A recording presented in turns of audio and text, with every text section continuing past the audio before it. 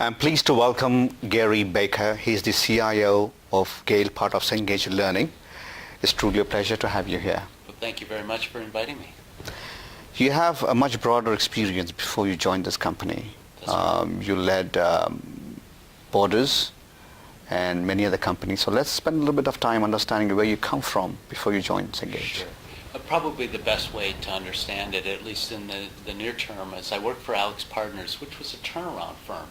So we concentrated on helping companies that were either in bankruptcy or maybe close to it or had some need for turnaround expertise.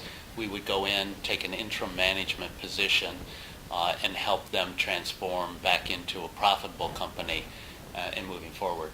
Leaving AlixPartners, I took an actual position at Borders, which was a turnaround opportunity.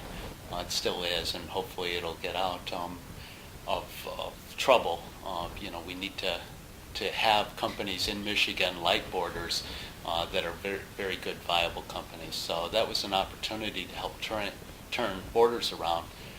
Unfortunately, before I finished in that role, I got recruited to go to Gale, and it was wonderful that I did. It's really a great company in the educational area, and we're actually an opportunity to build the software products that we sell to public and academic libraries, K-12, and higher ed, and some government, some businesses. So a wonderful opportunity to go be really a part of the manufacturing of those products. That gives me the opportunity to ask you and address a very critical question. Is in the U.S., in spite of being the most advanced nation on the face of the earth, we are lagging behind many, many countries in terms of our K-12 education. That's correct. And you're addressing a key market. Yes. Where do you think we are lacking, and how do you think companies like yours will help address these issues? Well, we actually have a number of products that address directly the K-12 market with learning products. Our AP history product, for instance, if you don't have access to advanced placement courses, you can go online and take them through our company.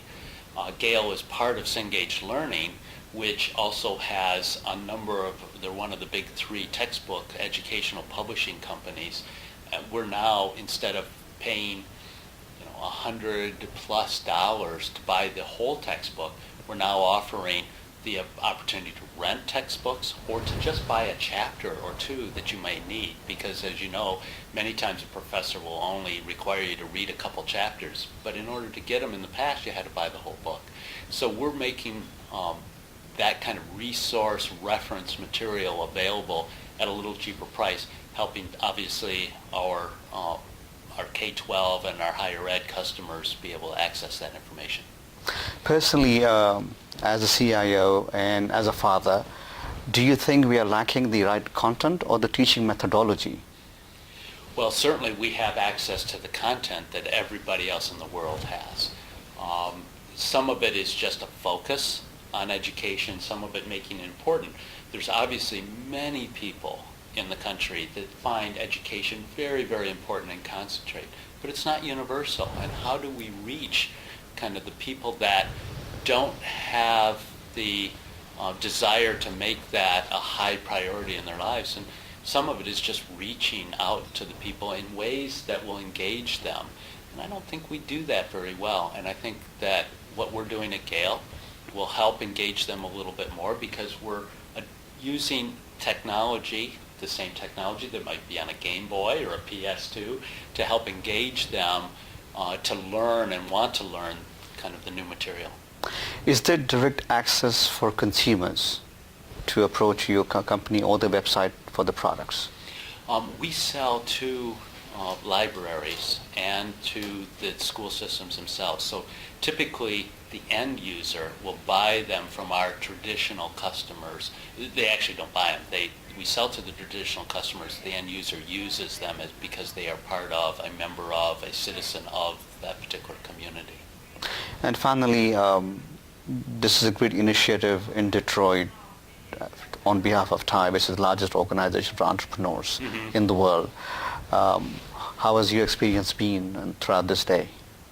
Well, I believe that in Michigan, when you look at where Michigan was the turn of the last century, there was a huge amount of entrepreneurship and innovation with the auto industry starting, with many, many other places, other industries that were being very innovative at the time. We went through a period of as those companies grew, they matured, they became very, very large, mature companies, that innovation wasn't as valued across all of the companies. Certainly parts of each of those companies, there was innovative thought going on, innovation going on, but we lost that in a major segment of the workforce. We now have the opportunity, just like the Northeast went through the same process a few decades ago when textiles left their area and they had to reinvent themselves.